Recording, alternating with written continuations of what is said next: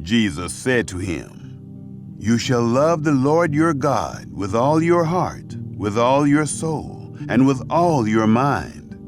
This is the first and great commandment.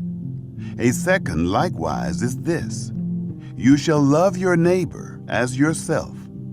The whole law and the prophets depend on these two commandments."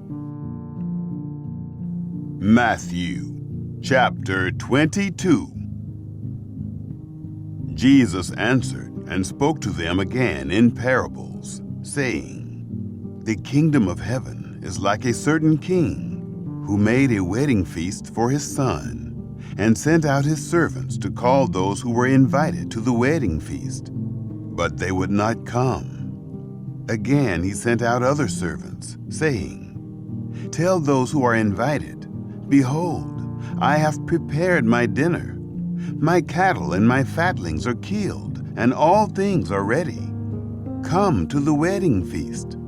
But they made light of it, and went their ways, one to his own farm, another to his merchandise.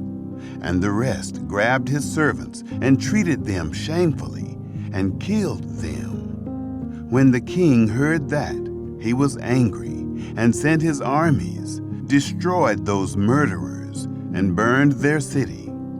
Then he said to his servants, 'The wedding is ready, but those who were invited weren't worthy. Go therefore to the intersections of the highways, and as many as you may find, invite to the wedding feast.' Those servants went out into the highways and gathered together as many as they found, both bad and good. The wedding was filled with guests. But when the king came in to see the guests, he saw there a man who didn't have on wedding clothing. And he said to him, 'Friend, how did you come in here not wearing wedding clothing?' He was speechless. Then the king said to the servants, 'Bind him hand and foot, take him away, and throw him into the outer darkness. That is where the weeping and grinding of teeth will be. For many are called, but few chosen.' Then the Pharisees went and took counsel how they might entrap him in his talk.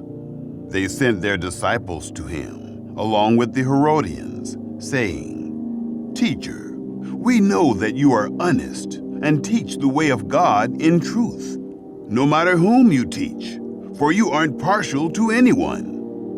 Tell us, therefore, what do you think? Is it lawful to pay taxes to Caesar or not?' But Jesus perceived their wickedness and said, 'Why do you test me, you hypocrites? Show me the tax money.' They brought to him a denarius. He asked them, 'Whose is this image and inscription?' They said to him, 'Caesar's.'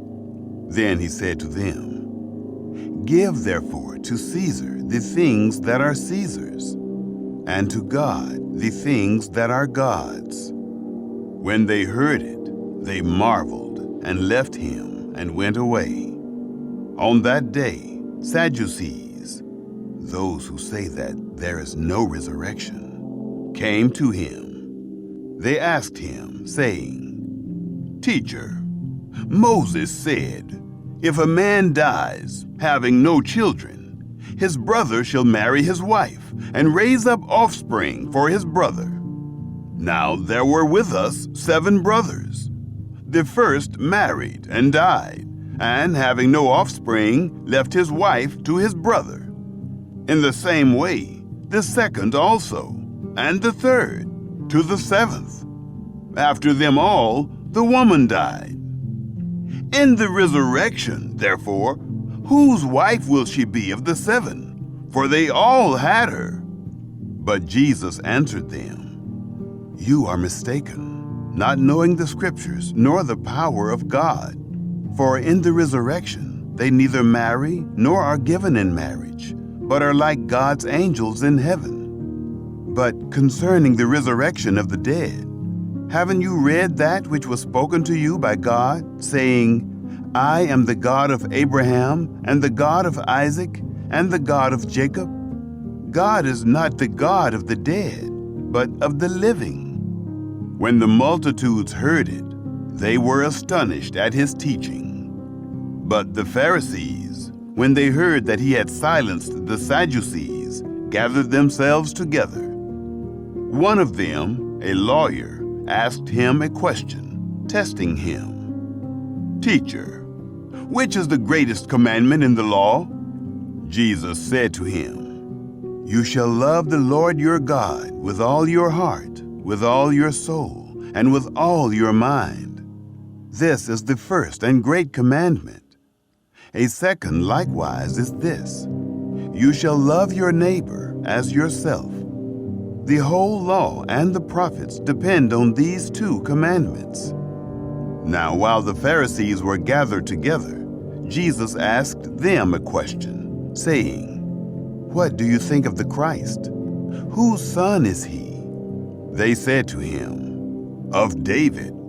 He said to them, "How then does David in the Spirit call him Lord, saying, 'The Lord said to my Lord, sit on my right hand, until I make your enemies a footstool for your feet?'